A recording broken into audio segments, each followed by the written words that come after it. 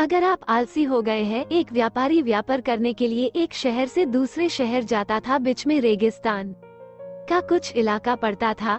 वो आदमी एक नेगेटिव सोच वाला इंसान था। हमेशा शिकायत करता रहता था कि मेरे पास ये नहीं है, वो नहीं है, इसकी कमी है, उसकी कमी है। एक दिन वो रेगिस्तान में से गुजर रहा था, तभी उसकी पानी की बोतल खाली हो जाती है। उसे बड़ी जोर की प्यास लगती है, लेकिन रेगिस्तान में पानी न मिलने की वजह से उसे बहुत गुस्सा आता है और बोलता है कि कितना खराब जगह है, ना कोई पेड़ ना पानी, रास्ता भी लंबा है, रेगिस्तान पार करना पड़ता है। तभी आसमान की तरफ देख करके कहता है कि भगवान, ये कैसा जगह बना दी है आपने। अगर मेरे पास में बहुत सारा पानी होता, बहुत सारे संसाधन होते, तो इस जगह पर हरियाली कर देता, बहुत सारा पेड़ लगा देता। वो आदमी ऊपर देखकर ये सब बातें कह रहा होता है और ऐसा लग रहा था कि जैसे ऊपर वाले से जवाब का प्रतीक्षा कर रहा हो कि भगवान कुछ कह दे। अब चमत्कार ये हुआ कि वो जैसे ही नीचे देखा, उसे अपने आँखों के सामने एक कुआं दिखाई दिया। वो पूरी तरह से घबरा गया, क्योंकि उसने कभी भी उस रेगिस्तान में कुआं नहीं देखा था।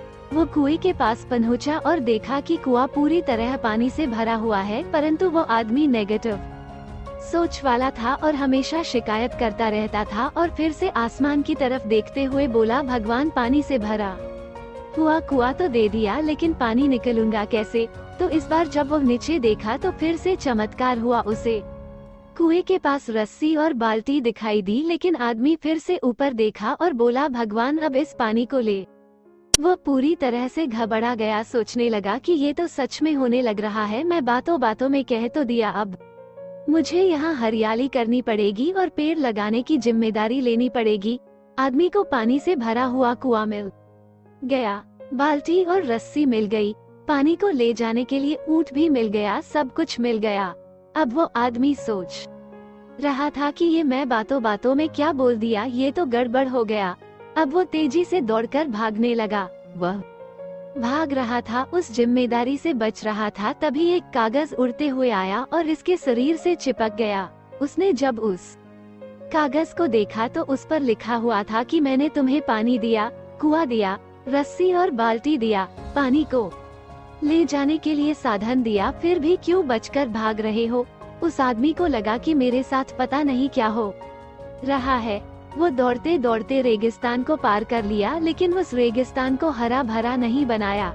ये कहानी हमें सिखाती है कि हम में से बहुत सारे लोग ये कहते हैं कि बड़े स्कूल में पढ़ लिया होता या बड़े कॉलेज में चला गया होता तो ये कर लेता, अगर मेरे पास बहुत सारा पैसा होता तो ये कर लेता, मेरा बॉस मेरा साथ नहीं देता है, नहीं तो मैं पता नहीं क्या कर देता। हम हमेशा शिकायतें धुरा करते हैं, अपनी जिम्मेदारी से बचकर भाग रहे होते हैं।